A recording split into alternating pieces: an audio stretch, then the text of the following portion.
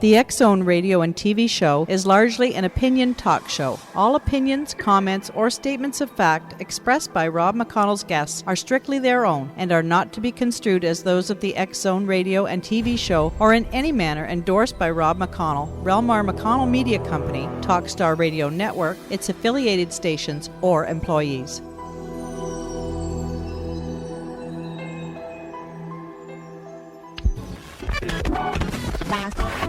All Hit Radio.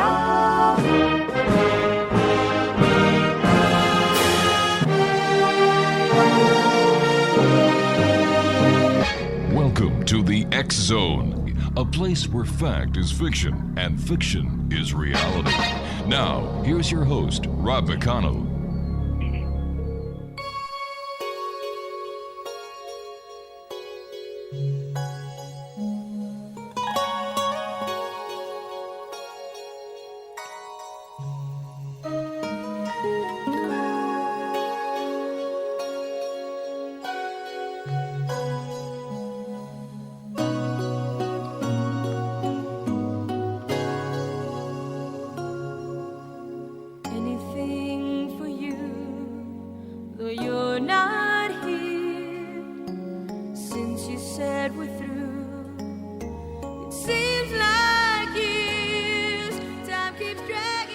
And welcome back, everyone. This is the X-Zone. My name is Rob McConnell.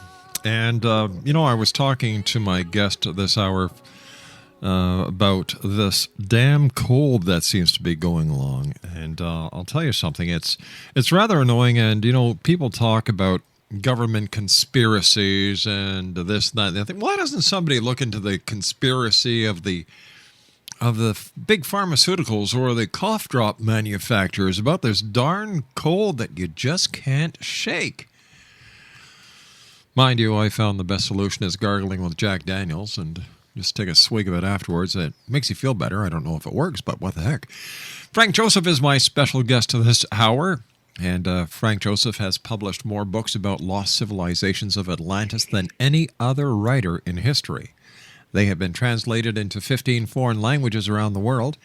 He was the editor-in-chief of Ancient American magazine for 14 years, from its inception in 1993, and is currently a feature writer for The Barnes Review and Atlantis Rising. His series of 4 internet broadcast interviews with Shirley MacLaine were among dozens of similar appearances featuring Frank Joseph in the U.S. and Japan, where he was inducted into... Now, Frank, how do you pronounce that? Kyushu's Savant Society, a member of Chicago's Underwater Archaeological Society and the Oriental Institute of the University of Chicago. He is a veteran scuba diver with hundreds of subsurface dives from the Aegean Sea and Canary Islands to the Bahamas and Polynesia. He lives today with his wife, Laura, and Norwegian forest cat, Sammy, in the upper Mississippi River Valley of the United States. Joining me now is Frank Joseph. And Frank, welcome back to the X-Zone. Great having you with us again. Thank you very much, Rob. It's a real pleasure and an honor to be back here. So what have you been up to since you and I last chatted? Well, what has most concerned me, I suppose, is all of the talk about the 2012 prophecy that is looming ahead in just less than about 2 years now, almost 2 years from now. And I was particularly interested in that because I knew nothing about it, but I was like everybody else, I was interested, and I read a number of books about what is supposed to happen. And, of course, it involves the end of the Mayan calendar. The calendar is supposed to end, and the end of the calendar is associated with some kind of a global event, supposedly. And I found that all of these books that have been published and are being published about the 2012 prophecy, they're all worthwhile. They all have something to say. They're not as contradictory as they may seem. They just offer different points of view on what might happen. But I did find that these books lacked something. And they all lacked, what did the Maya calendar really say? What did the Maya themselves really say was going to take place at the sunrise of the winter solstice, December 21st, 2012? And so I spent some time trying to research what the Maya, in fact, really said about that. And I recalled my first trip to Mexico back in 1986. I went to Uxmal and Chichen Itza and a number of other Maya ceremonial centers, the ruins of these wonderful cities. And it was then that I was introduced to the Mayan calendar. That was the first time that I heard of it. This is before it was really popularly known, mostly in the beginning of the 1990s. And based on that information, I wanted to pose two questions in writing my book. It's called Atlantis in 2012. And the two questions posed in that book are, again, what did the Maya really say about 2012? And two, what are the chances of something that they said were going to happen really coming to pass at that time? What does science have to say about that? And so those two premises that I based the book on. All right, Frank, stand by. You and I have to take our first commercial break. Great talking to you again. X-Zone Nation, Frank Joseph is my special guest. www.mysticvalleymedia.com. And Frank and I will return on the other side of this 2-minute commercial break as the X-Zone continues from our studios in beautiful Hamilton, Ontario, Canada. My name is Rob McConnell. Frank Joseph is our special guest once again. The website to visit, www.mysticvalleymedia.com. Frank and I return on the other side of this 2-minute break. Don't go away.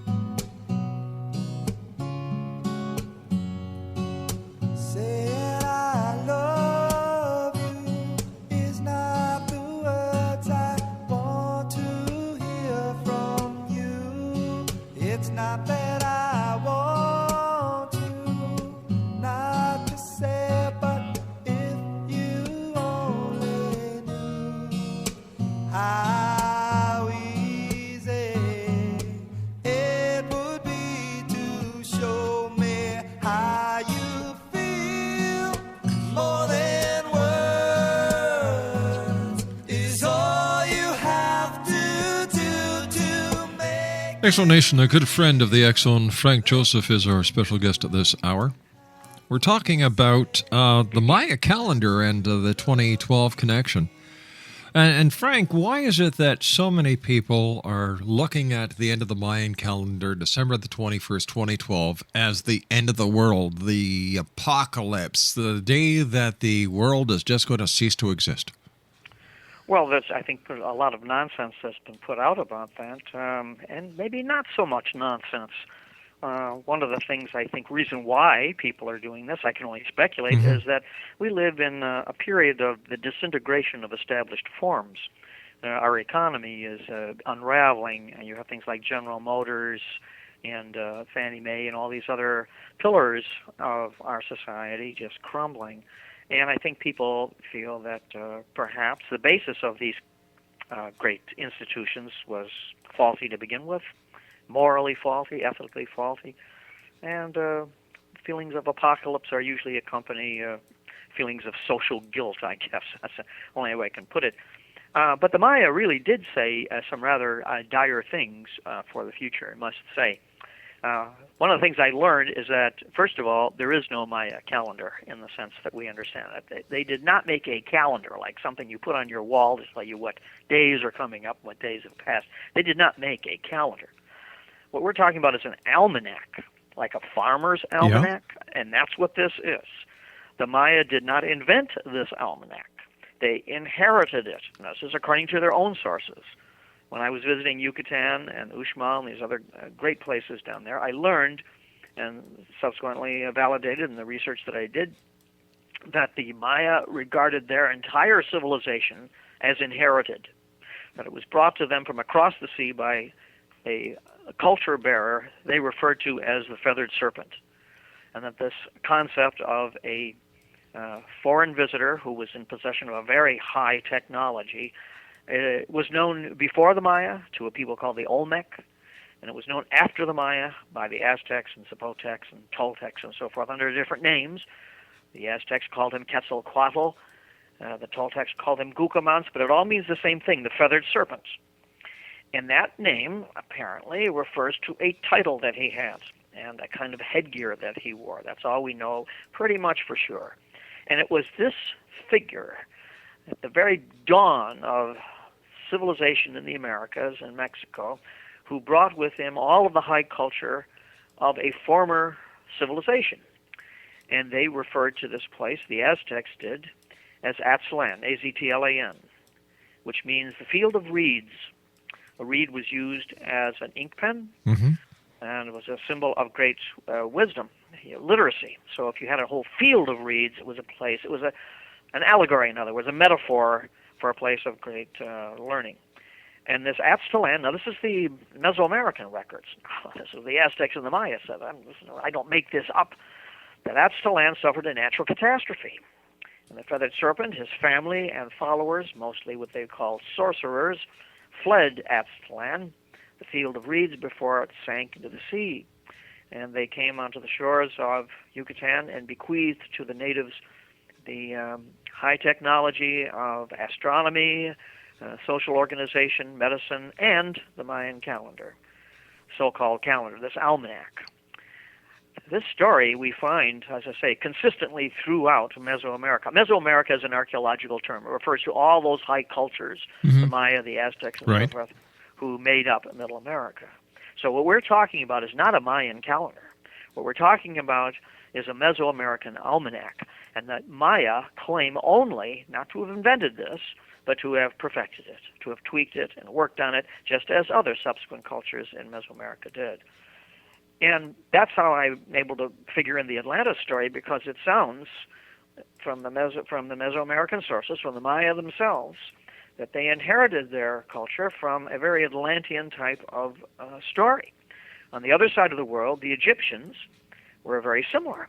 They also claimed that their civilization was inherited by people who came from an island in the Atlantic Ocean, and their followers were led by a man by the name of Thaut, T-H-A-U-T. The Greeks called him Hermes, the Romans called him Mercury. And he possessed with him the emerald tablets of civilization. This island that the Egyptian forefathers came from is described in the Book of the Dead. You can get it from Dover and a number of other publishers, excellent translations. And the island is referred to in Egyptian as Sekeret Aru. Well, Sekeret Aru is interesting because the translation of Sekeret Aru is field of reeds, exactly the same that the Aztecs referred to the founding fathers' civilization. And the Egyptians also used a reed identically as an ink pen. And the field of reeds was also synonymous for a place of great learning. So now we jump forward in time to about before we do that, can I just ask you a quick question here? Something just triggered in my mind when you were talking about the reeds. The story about Moses, being found in the bulrushes and the reeds. Could this be a metaphor pertaining to the same thing we're talking about here? That's wonderful you bring that up. Yes, absolutely. The biblical story of Moses, as a matter of fact, has been repeated in earlier cultures that preceded the Hebrew culture. There is the Assyrian culture that talks about the same story. They have different names, of course, for their prince. The Babylonian version is an early version, and there is an Egyptian, early dynastic version, also of a prince who is found in a field of reeds, and he later matures to become a very great leader of his country. Most people don't understand that the Old Testament especially is really a mosaic, a collection of these Near Eastern stories that are given a Hebrew twist, that they were not invented by the Hebrews. That's Scholars understand this now. This is not to detract from them in any way. It just means that they were able to preserve, matter of fact, it's to their credit, that they preserved these wonderful stories and put their own spin on it, spin on them, exactly, for their own purposes. We also notice the same thing between Greek mythology and Christianity. Well, not Greek mythology so much, I wouldn't say, but Greek spirituality. The Greeks had a number of mystery schools, and some of those mystery schools, like some of the ones that Plato talked about, also foreshadow Christianity in some regards. Christianity was also a mosaic idea that took bits and pieces of previous religious concepts like Attis, for example. The Greek Attis is very much like Jesus, who dies on a cross and ascends into heaven and so forth. And it's just the general, I think, swing of mankind that these ideas mature. These ideas are never developed in a complete vacuum. They're always influenced by precursors in some way or another. And the story of Moses is most definitely that. Well, Moses also has these tablets that he brings. That's down, right. Yeah. It has the power of the gods, of God, of Yahweh, and to transform the world. Well, it's exactly the same, much older story of Thout, who arrives in Egypt with these emerald tablets that have all the sacred writing on them. It's an amazing story. As a matter of fact, it's the same story again in Mesoamerica. The Toltec version was, they called him Wotan. That's a really interesting name, isn't it? Sure is. Wotan was a great flood survivor, and he supposedly had not tablets, but he had hides, animal hides, on which were inscribed all this great wisdom, later hidden in a cave somewhere. Interesting material, to be sure. I think that all these myths are recollections by pre-literate peoples of very important things that happened to them. And it's preserved as the only way they could, since they did not have writing. They preserved them in stories and myths. That's why they endure over thousands of years. They enshrine not facts, but truths, and that's why they endure. So, and anyway, as far as the Maya are concerned, the Maya, though, they developed this calendar that they had received, and the theme of my book is, and I hope to have shown a lot of information to this idea, that Atlantis was a real place. It achieved very high levels of culture, and it suffered a natural catastrophe. Some of its survivors arrived in the Valley of Mexico, on the shores of Mexico first, and they did, in fact, spark Mesoamerican civilization, and they invented this calendar or almanac, which the Maya subsequently developed and used in their own society. And the story of this almanac is based on 4 natural catastrophes, they said, 4 global catastrophes. And the most recent of these catastrophes they referred to as Tayasal, or the Great Flood, which brought Quetzalcoatl. And that 5,123 years after this flood, the Maya calendar was to end. The great cycles of nature were to end. This is what the Maya are saying now. This is not my interpretation or anybody's interpretation. And that it's amazing that they did pick this date of December 21st, 2012, our equivalent of 2012. It's amazing because we do know that something is going to happen on that day. I'll get to that later. Hopefully I have time for that. Sure we will. And the Maya said that what will happen on that day, as the sun rises on the 21st of December 2012, will be not only the end of their calendar, they just won't run out of time, but that Bolan Yocte and his 9 servants will descend on the world. We know that's what they say because a written inscription, so far the only known written inscription of what the Maya said would happen, has been found on the Mexican border in Chiapas at a very small Mayan shrine. And this inscription, which is mutilated, don't have it completely, but it does say that, was found, I guess, about 10 or 15 years ago. Well, who is Bolan Yocte, and what are his 9 servants? What's that? Why don't we talk about that on the other side of the news, Frank? Please stand by, buddy. Always great having Frank Joseph with us. Very interesting gentleman. Good friend of the X Zone. His website, mysticvalleymedia.com. And Frank and I will be back on the other side of this news break. Don't go away.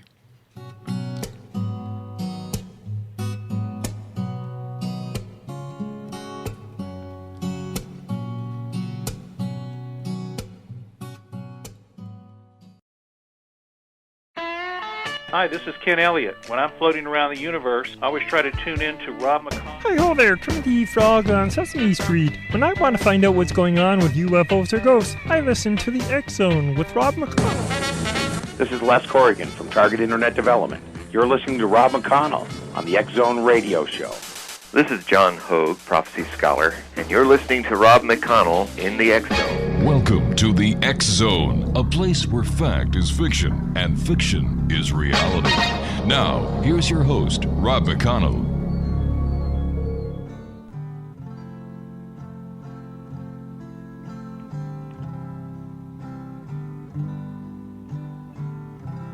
The continent of Atlantis was an island which lay before the Great Flood in the area we now call the Atlantic Ocean.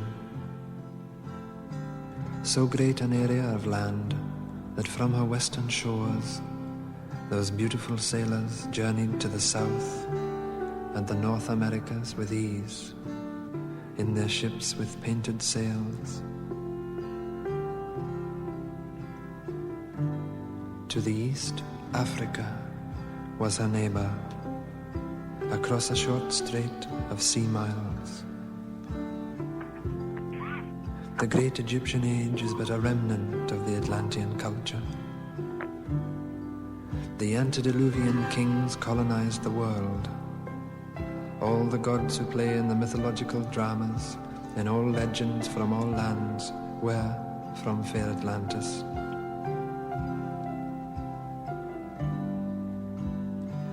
Knowing her fate, Atlantis sent out ships to all corners of the earth. On board were the 12. The poet, the physician, the farmer, the scientist, the magician, and the other so-called gods of our legends, though gods they were. And as the elders of our time choose to remain blind, let us rejoice and let us sing and dance and ring in the new. Hail Atlantis! Way down below the ocean, where I wanna be, she may be. Way down below the ocean. Frank Joseph is our special guest, X Zone Nation, www.mysticvalleymedia.com. And Frank, always great having you with us. Thank you very much for joining us tonight here on the X Zone. My pleasure. Frank, before we went to the commercial break, we were talking about the Maya, the Mayan calendar, or should we call it the Mayan almanac?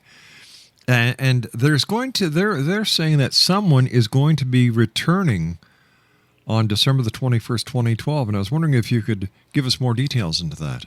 Right. The figure that they're talking about is Bolon Yocte and his 9 servants. Well, Bolon Yocte is the Mayan god of hell. He is their Satan, who's rarely seen. He's the epitome of destruction, the worst thing that can possibly happen, and his 9 servants represent the 9 levels of hell.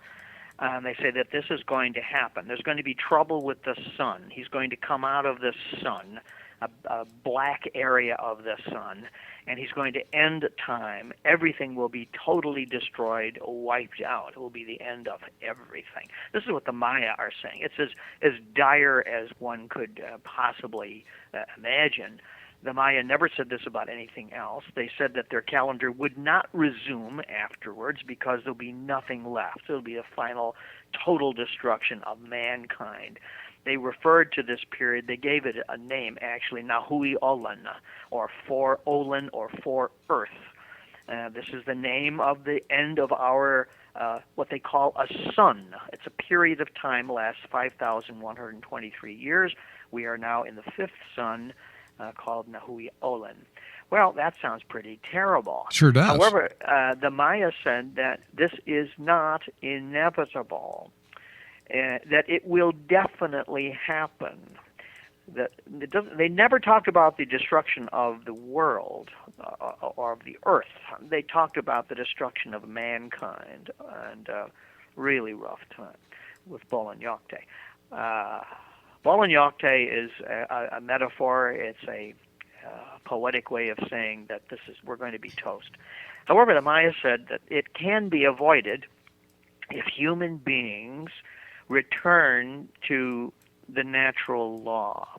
They said that these periods of destruction that the earth goes through are caused by human beings when they get out of sync with the law of God, and that the law of God, or the will of God, is expressed in natural law. And when human beings stray from natural law, the natural law snaps back and brings human beings to the brink of extinction. This time, though, there will be no brink. There will be no second chance. This is the end. However, the Maya said that if human beings as a whole, this doesn't mean every one of us, but they did say that if society begins to ameliorate itself, then this catastrophe can be avoided, because they said that the previous catastrophes were caused by human beings becoming self-indulgent and so forth. So that's what the Maya really said. That's not some take on it. It sounds pretty bad. They said, number one, there'd be trouble with the sun, and that Bolon-Yokte is a kind of solar demon. Now, what's interesting now, I wanted to find out, beyond this generalization, well, what do scientists say? What do scholars say about something happening in 2012? And I did find out an incredible thing. And this is not my discovery at all. It belongs to a fellow by the name of John Major Jenkins, who's done superb work. In fact, we had John on last week. Oh, he's a brilliant He man. is. He's a brilliant creature. And the only thing I disagree with him on, his science is fabulous. There's no way I could even begin to debate him on his science. His math is superb. But his interpretation of the Maya, what they really said about that, I disagree with him on that. I just go on what the sources say. Of course. And he is able to show that on the sunrise of the winter solstice, December 21st, 2012, an event will take place, which takes place, astronomers tell us, every 26,000 years, or perhaps never again will happen, and never has happened. And that is where the solar ecliptic and the galactic ecliptic form a cross in the sky. Now, what does that mean? The solar ecliptic is the path of the sun across the sky as seen from the Earth. The galactic ecliptic is the plane of our galaxy as seen also from the Earth. And it's a kind of an illusion. It just doesn't mean anything in itself. The interesting thing is that this cross, when it appears, will form in its crosshairs, as it were, something known as the dark rift. And the dark rift is this area associated with the center of our galaxy. It's made up of, well, we don't know what it's made up of. Astronomers believe it's some kind of dark matter. But this cross that appears in the heavens on the morning of the winter solstice will go right over the dark rift, and the dark rift is where Bolon-Yokte is supposed to come flying out of. Now, for the Maya, or the Atlanteans, or whoever, but at least the Maya anyway, to have predicted from the perspective of over 2,000 years ago an astronomical event that will take place on that day is absolutely astounding. How they could have predicted something that takes place only every 26,000 years, or maybe never takes place except this one time, is absolutely mind-boggling. Do you have any idea whatsoever how they did it? It is only open to the wildest speculation. There is no way they could have observed the heavens over the course of 26,000 years to have determined this. The only way I can suggest, I might be completely wrong, is that they were remote viewers who were able to extend their consciousness not only over space but over time. And they applied remote viewing. For our listeners who are not familiar with this term, remote viewing is the ability to, through meditation and through guided meditation, to transform your consciousness so much that you can go beyond space and time, that you can see things, as it were, in the mind's eye, which physically you could not see. Now, this is not New Age craziness. The U.S. government has spent literally millions of dollars on remote viewing. There was a Stargate project, which began, I believe, in the 1970s, if I'm not wrong, that extended all the way up into the end of the 20th century and supposedly is still going on. And, of course, Russell Targ, who's been on the show, was part of that project. And, you know, he was one of the one founders. of the founders of remote viewing. Quick question for you. Once again, you've triggered something. The cross in the sky on December the 21st, 2012, is there a connection between that cross and the symbolism of the crucifix in Christianity? Well, it's interesting, isn't it? That it sure is. Christ died, in order to fulfill his mission and to transform the world, as well as to fulfill the prophecy. As to fulfill a prophecy. I think that we're headed for a period in which a lot of these apparently divergent traditions are finding a commonality. But in any case, we do know for sure that this event, the cross of the galactic and the solar ecliptic, will in fact form a cross in the sky over the dark rift. I mean, that in itself is amazing. Now, what will that mean in itself? Nothing. It's only an illusion, as it were. Nonetheless, it's a highly significant illusion. So then I began to look further and to see, well, can we expect any dire consequences of what we're told will happen? Like some of the books about 2012 are saying that there'll be an asteroid collision with the Earth, or that the sun will have a great solar flare that will incinerate the Earth and so on, blah, blah, blah, or the AIDS epidemic is going to wipe us all out. I looked into all these things. I found that although the Earth is in a kind of a shooting gallery, to be sure, as regarding meteoritic material and asteroids and so on, there's nothing really expected. There's no indication that the sun is going to have a great solar flare and incinerate us. There's no indication that we're going to have an asteroid collision or a meteorite collision. Could happen, but unlikely. The AIDS epidemic, who can say, but it's got a long way to go before it wipes us all out after 2012. Other books, of course, insist that 2012 represents the exact opposite, that there'll be the new golden age, that there'll be peace and love and harmony everywhere, and that we can look forward to a positive transformation of the world. Well, the way things are going right now, we better get our act together pretty quickly. I don't really see a golden age looming in the next 24 months or so. And besides, the Maya did not speak about a golden age at all. The exact opposite, the worst possible dark age, leaving only the possibility that if humans did get themselves together in time, they could avoid it. That's what the Maya said. I did, however, find a number of possibilities. We don't have time to enumerate all of them. They're enumerated in my book, however.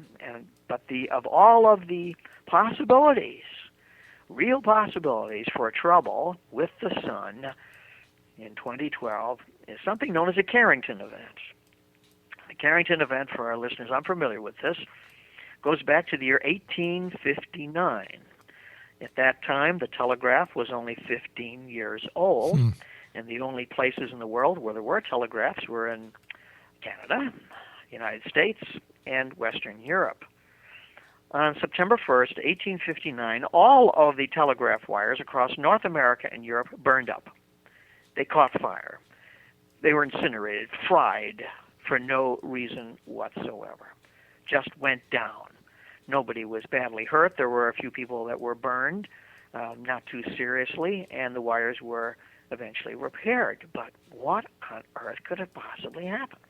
So the U.S. government commissioned leading scientists of the day to investigate the problem, because it's a very serious problem, of course, and to find out what had happened. Well, by the time they got to work on this, the U.S. Civil War broke out, and so people's attention was elsewhere. One of the scientists that worked on this problem was the name of Richard Carrington. He was a very brilliant creature. We don't know anything about him today. We're more familiar in our society with the likes of Tiger Woods and so forth. That's more important to us, apparently, than people like Richard Carrington. But Richard Carrington, nonetheless, determined that a major solar event was responsible for interfacing with the magnetosphere of our planet and then interfaced with the telegraph systems and overloaded them and shorted them out. He was 100% correct. It was an amazing deduction for somebody in the middle of the 19th century to figure out. And he determined it, first of all, by observation of the northern lights. The evening before this event took place in 1859 was the largest known display of the northern lights. They were seen incredibly brilliantly as far south as Cuba, which was very unusual. And he deduced that the appearance of the northern lights, the aurora borealis, with such intensity, had a definite relationship to what had happened. It wasn't until the very beginning of the 20th century, where science had advanced a little further, where they determined that Richard Carrington was absolutely right. They understood a lot more about the magnetic qualities of the sun and the magnetic qualities of the aurora borealis. The aurora borealis is like the cathode ray tube in your television set. When you turn it on, it's where electromagnetic ions are stimulated and form a light in a picture. Frank, stand by. You and I have got to take our final break for this hour. Okay. X-Zone Nation, Frank Joseph is our special guest, www.mysticvalleymedia.com, and we'll be back on the other side. Wrapping up tonight here on the X-Zone with yours truly, Rob McConnell. Once again, for more information on Frank Joseph, visit mysticvalleymedia.com. We'll be back on the other side of this break. Don't go away.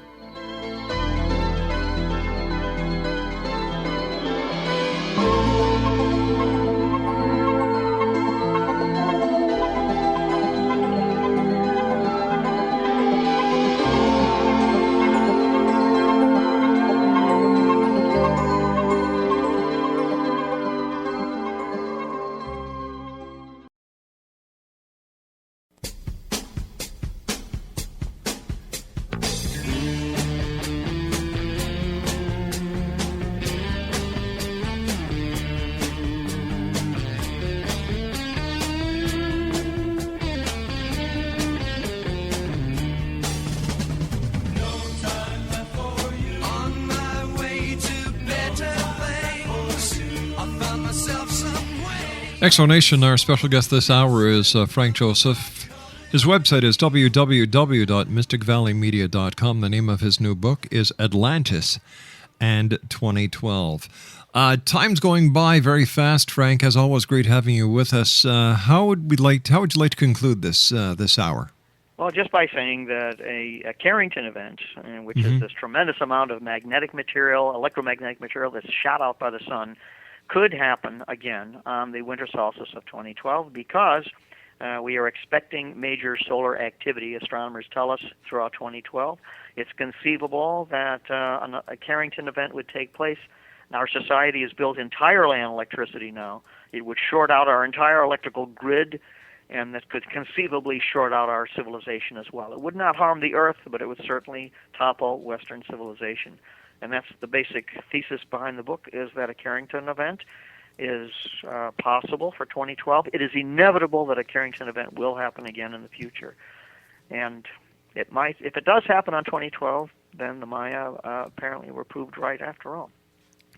All right, let me play the devil's advocate here. What happens if nothing happens December 21st, 2012, and life continues as it does today? Two things I interpret that as. One, that humanity has been, as a whole, able to pull itself together somehow, according to what the Maya would say. That's what the Maya would say. If nothing happens at all, that means that humanity, its better parts, are beginning to triumph. There's an awakenment going on. This doesn't mean all of us or even most of us, but this is a general trend in that direction. Or, I believe, quite honestly, personally, that 2012 marks a delineation of some kind. I do believe that we are going to see some kind of change or fundamental shift that's going to take place after that time. I don't believe it's possible. Well, it is possible, but unlikely that something will happen on that particular day. It might, but I think that in the future we're going to look back on 2012 as a kind of delineation, as a mark in the sand of some kind. If the Maya are right, the question is going to be, how did they know? How do we answer that? That is the amazing thing. I only postulate that they were able to, they reached a very high level of remote viewing, which we are now only able to begin to understand, and that I think that they were able to project their consciousness beyond space and time. It's conceivable. I don't know that for a fact, but I think that they were capable of such a thing because we are now capable of it. As I said, Frank, it's always great having you on the show. Congratulations on another great book, and I look forward to the next time. Please, let's make it a lot sooner than it has been in the past when you rejoin me here in the X Zone. Absolutely, Rob. We'll definitely do it again a lot sooner. It'll be a lot of fun. It Frank, always is. Frank, take care of yourself, my good friend, and once again, congratulations, and keep up the great work. Thank you very much, Rob, and you too. You keep up the great work. Thanks, Great partner. work on the radio. Thank you. X-Zone Nation, Frank Joseph has been my guest this hour. He's the author of Atlantis and 2012. His website is www.mysticvalleymedia.com. That's www.mysticvalleymedia.com. Well, that's it for tonight, everyone. I'd like to take this opportunity of thanking you, the members of the X-Zone Nation, for allowing us to be part of your day or night, no matter where you are in this great big world of ours. And you know what? It's that time of the year, so if you can dig into your pockets and help the people at your local shelter, your food bank, or your neighbors, please do. Whether, people need clothing, people need food. If we could only take this Christmas spirit and carry it on throughout the year, what a great world this would be, and I believe in us, X-Zone Nation. So until tomorrow night, always remember to keep your eyes to the sky and your heart to the light. Good night now.